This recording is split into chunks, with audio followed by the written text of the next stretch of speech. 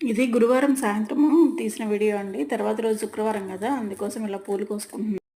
ఎక్కడో విన్నానండి, కొట్టుకొచ్చిన పూలతో అంటే దొంగతనంగా కోసుకొచ్చిన పూలతో చేసుకుంటే అంత ఫలితం ఉండదు.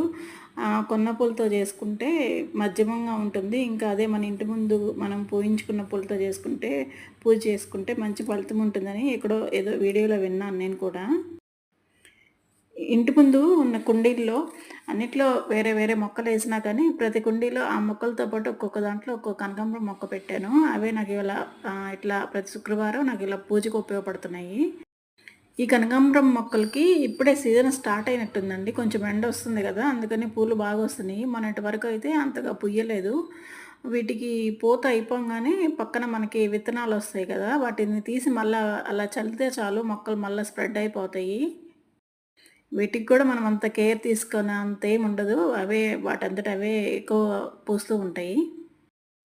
తర్వాత ఈ కోసిన పూలన్నిటిని ఇలా మాల కట్టుకున్నాను. నాకు ఇలా పూల మాల కట్టుకోవడం అంటే చాలా ఇష్టమండి. ఎన్ని పనులున్నా అవి పక్కన పెట్టి పూలు మాల కట్టడం అంటే మాత్రం ఫస్ట్ ఇది ఇంట్రెస్ట్‌గా చేస్తాను. మీలో ఎంతమందికి నాలాగా ఇలా పూలమాల కట్టుకోవడం ఇష్టమో కామెంట్ చేయండి. ఈ కనకాంబరం పూల కలరే డిఫరెంట్‌గా ఉంటుంది గదండీ! బాగా బ్రైట్‌గా, స్పెషల్‌గా కనిపిస్తుంది.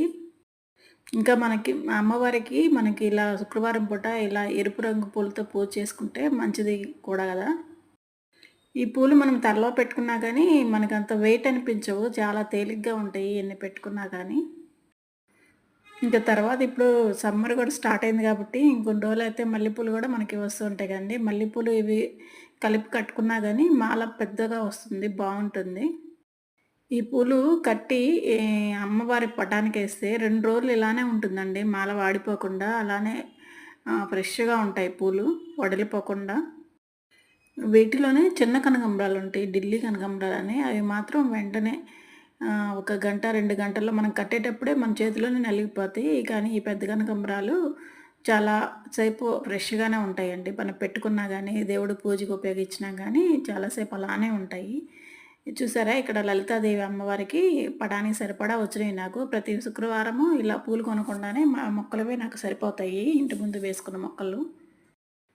కుదిరితే మీరు కూడా ఇలాగ ట్రై చేయండి ఇంటి ముందు కుండీల్లో మొక్కలు పెట్టుకోవడానికి. ఈ మాల అమ్మవారి పటానికేస్తే చూడండి ఎంత నిండుగా కళగా ఉందో అమ్మవారు.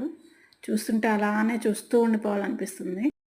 ఓకే అండి. వీడియో నచ్చితే వీడియోని సబ్స్క్రైబ్ చేసుకోవడం మర్చిపోకండి. Thank you for watching. By అండి.